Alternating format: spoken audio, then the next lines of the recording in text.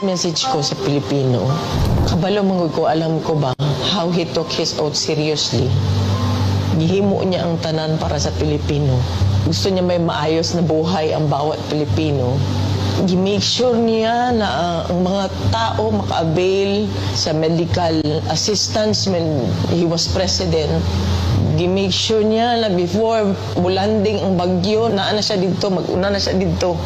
Katong sa Marawi, gi-make sure niya mabala ang kagubot.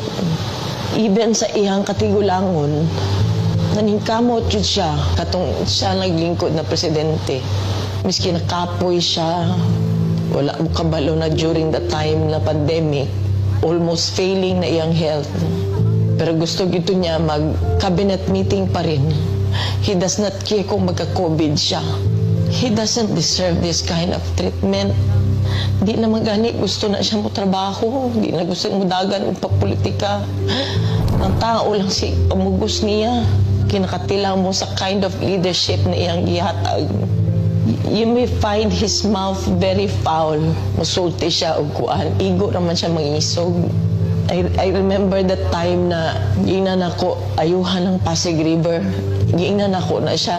Dali naman na pag-isog-isog lang man ka. Maura man na iya ha. Ang isog-isog niya na iresulta. Maayot tayo nag-inabuso na siya during sa iyang presidency. Wala nag-abuso. Wala ngawat. Ipakambaba siya, miski presidente na siya. Makita niyo mo siya ang tao. Naluoy ko kay pagkaon alam ng tani ang gusto. Dili na siya materialistic. He doesn't care kung naa siya'y kwarta o wala. He doesn't care kung sa iya ang isuot. Daan.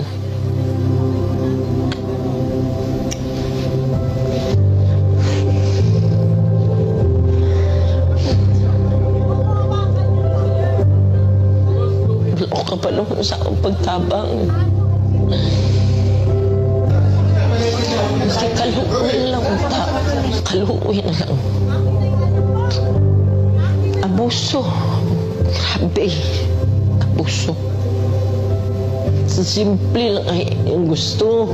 Deprive pa yun ninyo.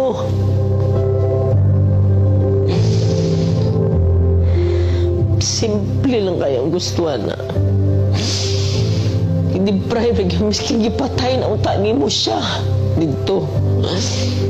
Kidnap ninyo. Mag-80 years old na siya. Kabalo mo ko sa iyang health. Wala tanan. Wala gani medisina. Kagikan mi sa Hong Kong. Good for 3 days lang iyang dala. Pati sa nina. Grabe, abuso.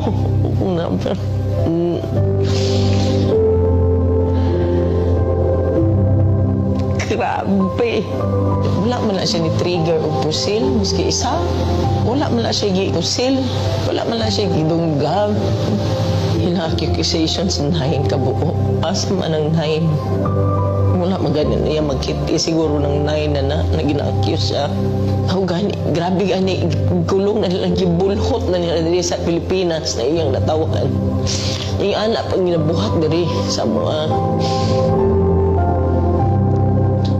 Di ko katulog, dili ko makapuyo sa among sariling balay. Balo ka ba? First night na ako gikan sa katong pag-abot na mo uguan. Wala na ako nakauli sa among balay. Nagplano-plano na lang ko asa ko matulog. Nangiyo lang ko. Wala ko kabalong sa wala ko kabalong sa Maluin ko kay ultimo pagkaon na ba? Minisaya lang ang gusto na.